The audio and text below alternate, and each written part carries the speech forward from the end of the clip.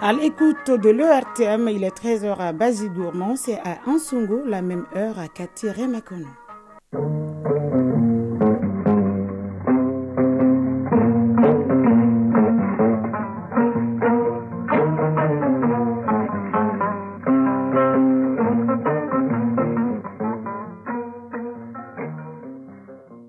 Le journal. Aïssata Saliou Maïga.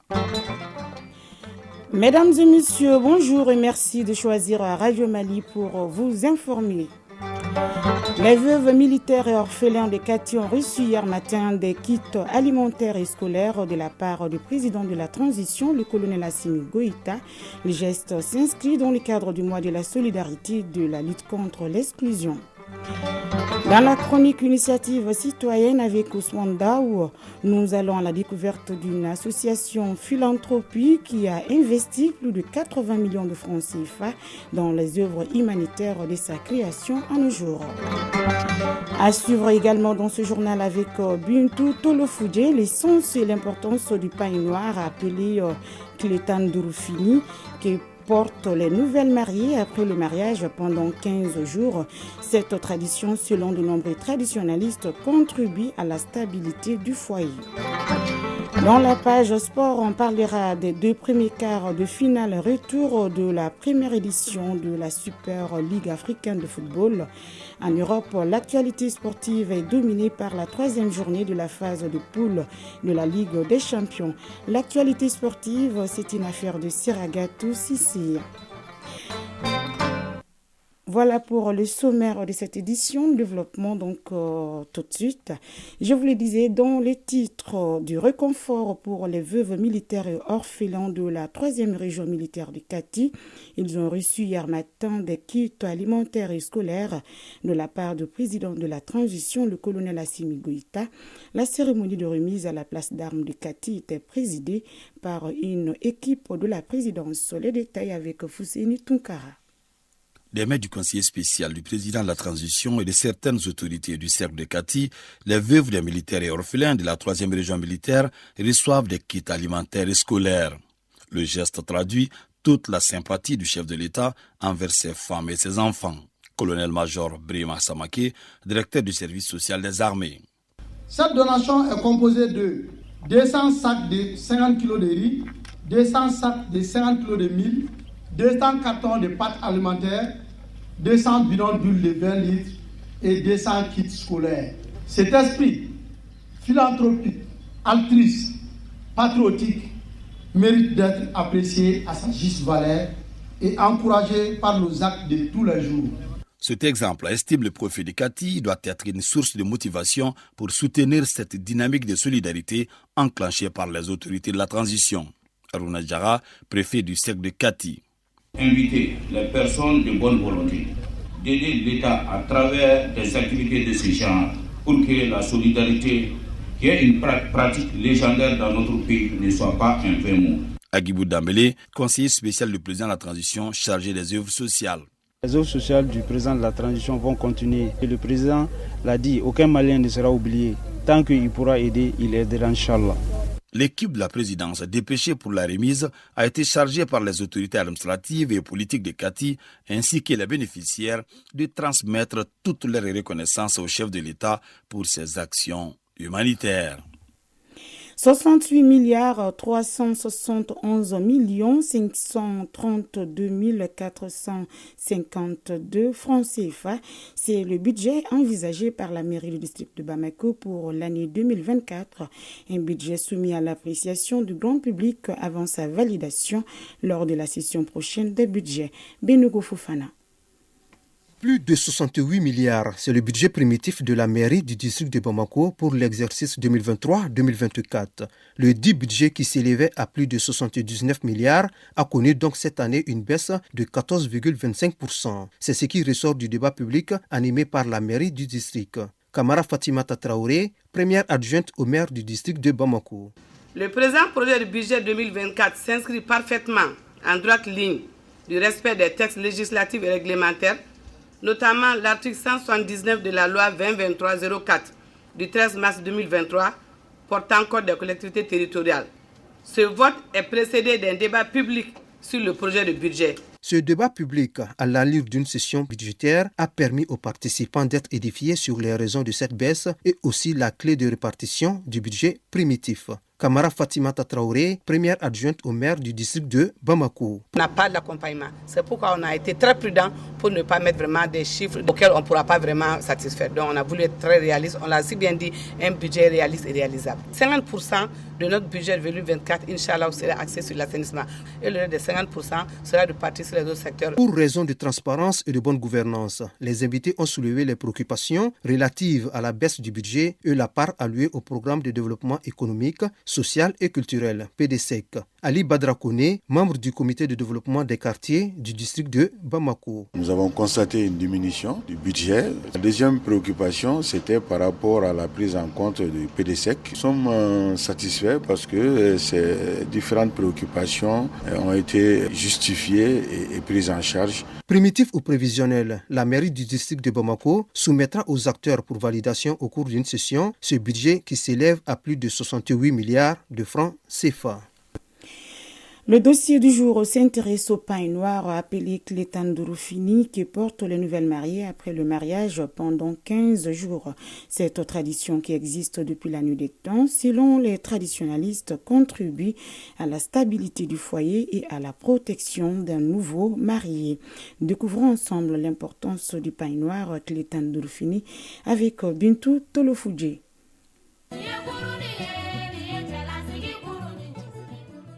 Utilisé.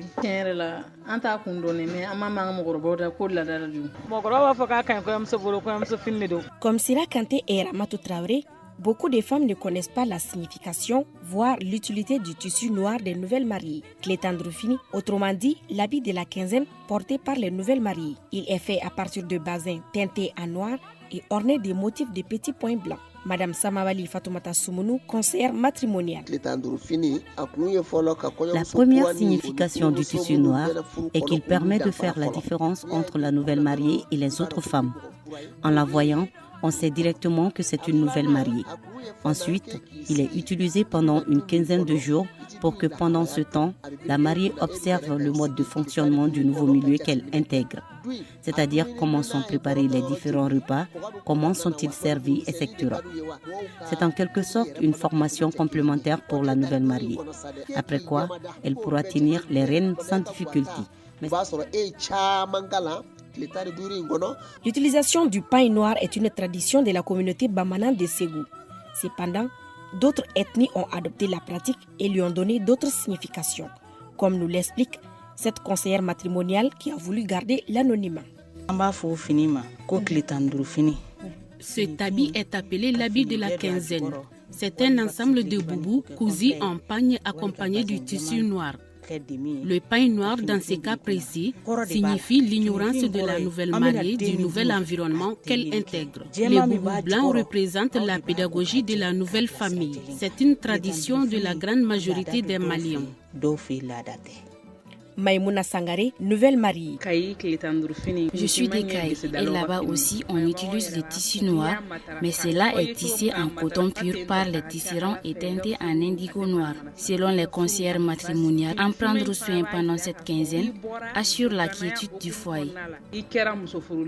Docteur Kawele Togola, anthropologue. On parle de pain noir, mais en réalité c'est le noir qui est dominant, sinon ce n'est pas entièrement du noir. Cette dominance de noir signifie clairement que vous êtes rappelé comme nouvelle mariée à la règle de l'humilité. Et cette règle de l'humilité vous dit que vous allez partir de chez vous pour désormais continuer à vivre dans le cadre des ménages avec quelqu'un avec lequel vous n'avez pas suffisamment de vécu, en tout cas pas d'expérience sociale, avec un milieu dans lequel vous n'êtes pas du tout familière, mais vous avez à vous familiariser. Et donc le noir évidemment traditionnellement signifie l'ignorance. Voilà pourquoi d'ailleurs on dit clairement que l'ignorance est une forme d'obscurité. Ce qu'on veut véhiculer à travers le pain noir, c'est que la nouvelle mariée comprenne qu'elle va donc désormais vivre dans un nouvel environnement. Elle doit considérer qu'elle ne sait rien de cet environnement social-là, qu'elle a tout à apprendre. Vous voyez le lien théorique ici peut être fait avec la sagesse grecque exprimée effectivement par cette réflexion de Socrate qui parle effectivement de sagesse de l'ignorance. C'est-à-dire qu'il faut savoir être ignorant.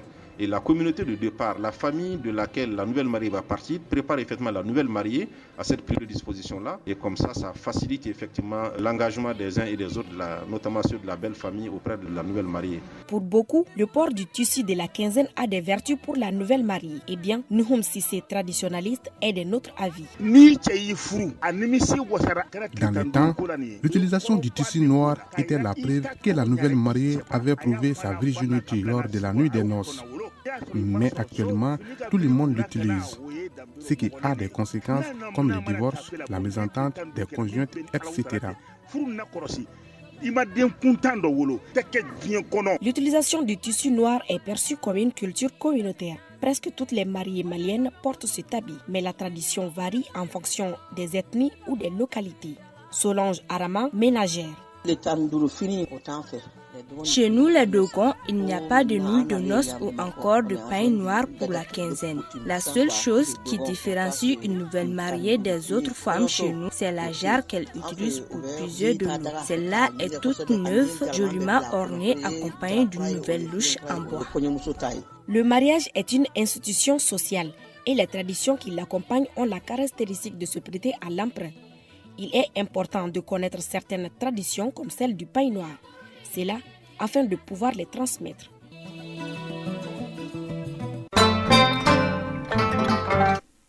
Actualité hors de chez nous, à prison en Algérie, 38 personnes ont été condamnées à la peine capitale dans un verdict rendu hier par la Cour d'appel d'Alger. Elles sont poursuivies depuis août 2021 dans l'affaire d'exécution de Jamel Bensmal et de Nat Iraten à l'est de la capitale. Ce jeune artiste a été battu à mort par des dizaines de personnes en colère qui l'accusaient d'avoir provoqué des incendies de forêt. En Mauritanie, après 2 semaines d'absence au procès de l'ancien président Mohamed Ould Abdelaziz, le collectif de défense est finalement revenu hier à son audience. Celui-ci s'était retiré du procès parce que le tribunal avait refusé leur demande de faire comparaître de nouveaux témoins dans l'affaire. L'ancien chef de l'État est jugé, entre autres, pour enrichissement illicite. En Gambie, le procès sur l'affaire des 70 enfants morts en 2022 reprend aujourd'hui au tribunal de grande instance de Banjul après avoir été suspendu en juillet. Ces derniers ont perdu la vie après avoir consommé un sirop contre la toux. C'est le ministère de la Santé et l'Autorité nationale de régulation du médicament qui sont dans le box des accusés. Ils leur sont reprochés de ne pas respecter la loi qui leur impose un contrôle approfondi de tout médicament importé. Enfin, à Madagascar, une deuxième requête a été déposée hier auprès de la Haute Cour constitutionnelle pour le report du premier tour de l'élection présidentielle prévue le 16 novembre par l'un des candidats, Ange Rajuel. Ce dernier a évoqué un cas de force majeure car il est en soins à l'étranger et ne pourra pas regagner le territoire avant le premier tour. Il a été blessé à l'œil par un éclat de grenade lacrymogène lors d'une manifestation le 2 octobre dernier. Page sport à présent.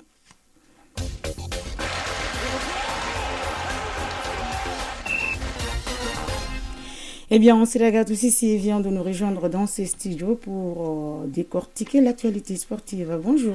Bonjour, Aïssata Saliou Maïga. Super Ligue africaine de football, première édition, à suivre ce mardi les 2 premiers quarts de finale retour.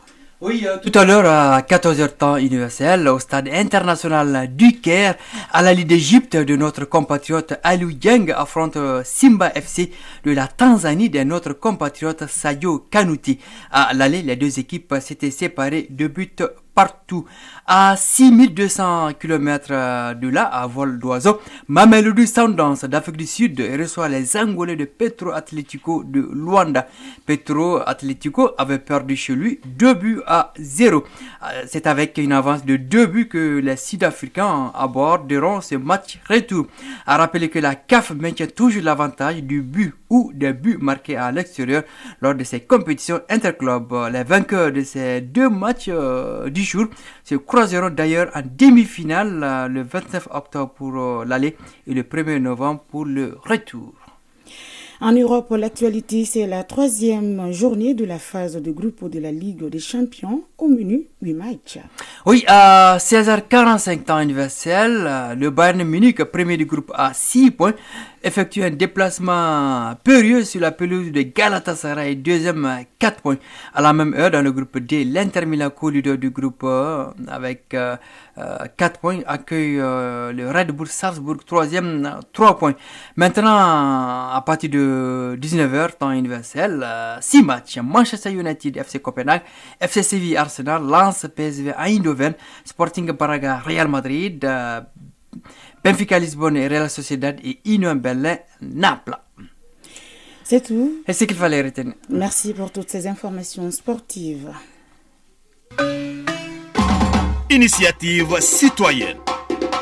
Le développement par nous-mêmes. 8 ans après sa création, l'association Philanthropie a investi plus de 80 millions de francs CFA. Elle intervient dans le domaine de l'éducation, de la santé, dans l'autonomisation des femmes, la lutte contre l'exclusion, le soutien des réfugiés et les personnes en situation de précarité. Pour atteindre ces objectifs, l'association a adopté des stratégies, notamment un téléthon pour mobiliser des ressources financières et matérielles. Découvrons l'association Philanthropie, dont la chronique Initiative citoyenne, c'est avec Ousmane Daoua. Révélée au grand public en 2013 à travers une émission télévisuelle pour venir en aide aux personnes démunies, l'association Philanthropie de nos jours a élargi son domaine d'intervention. De la mobilisation de fonds, elle a embrassé le secteur de la santé, de l'éducation ou encore le soutien aux réfugiés et aux personnes en situation de précarité. Jusque-là, l'association Philanthropie a pu mobiliser plus de 80 millions de francs CFA grâce à des partenariats pour réaliser les différents projets. Abdoulaye Tembeli, président de l'association Philanthropie. Philanthropie, au départ, ça a été juste une émission, un programme télévisuel pour venir en aide aux personnes vulnérables. Raison pour laquelle la première édition de Philanthropie en 2013 a été consacrée aux camps de déplacés, aux personnes déplacées et aux personnes réfugiées. Et nous avons pu mobiliser pas moins de 80 millions pour la cause. Chaque année, Philanthropie travaille sur un programme bien défini. Nous avons pu construire des maisons pour des œuvres dans des régions du Mali. Nous avons fait partie des enfants en France qui souffraient de cardiopathie congénitale. Nous avons financé les études supérieures des étudiants issus des familles démunies. Nous nous occupons de beaucoup d'enfants dans des situations de maladie, mais on paye leurs frais médicaux, leurs ordonnances. En dépit de ces réalisations, Philanthropie a du mal à joindre les deux bouts à cause de la non-confiance de l'État, la prolifération des associations et les difficultés à lever des fonds. La difficulté, c'est la mobilisation des fonds. Vous savez, malheureusement, il y a beaucoup d'associations aujourd'hui au Mali. Très souvent, elles ne font pas ce qu'elles disent. Donc, ça ternit beaucoup l'image des associations. Nous, on a la chance du fait qu'on a un programme télévisuel qui nous a plu. Donc, les gens ont beaucoup plus confiance en nous. Mais malgré tout ça, on a du mal à mobiliser des fonds. Et nous ne sommes pas du tout accompagnés. Le problème, c'est quoi? On peut être du privé et travailler avec le public. Mais malheureusement, on a du mal à travailler avec le public, surtout avec le ministère de tutelle. On n'a pas besoin d'argent. On a besoin juste de votre accompagnement. C'est pourquoi, depuis un moment, l'association Philanthropie a changé de fusil d'épaule pour générer des ressources afin de faire face à ces activités, car la demande est de plus en plus pressante. Abdoulaye Tembeli, président de l'association Philanthropie. On peut avoir 50 appels par jour. Des gens qui nous appellent de par les 4 coins du pays, qui nous exposent les problèmes. Il y a des veuves qui nous appellent pour nous dire que leur mari est décédé, elles sont avec beaucoup d'enfants, elles n'ont même pas à manger. Il y a des villages qui nous appellent pour nous dire qu'ils ont une insécurité alimentaire et qu'ils n'ont même pas à manger. Convaincu que la solidarité est un comportement et non un mot, Philanthropie reste résolument engagée auprès des personnes vulnérables de notre pays pour leur épanouissement. Et c'est ce qui met en terme à ce journal qui vous a été présenté par Aïssata Salou Maïga. Sa mise en onde a été assurée par Absi Traoré. Mise en ligne Marcel Tessougué. Réalisation Souma Ouaïdara. Coordination Ousmane Dao. Merci d'avoir été de notre excellente fin de journée en compagnie des programmes de la Radio Nationale du Mali.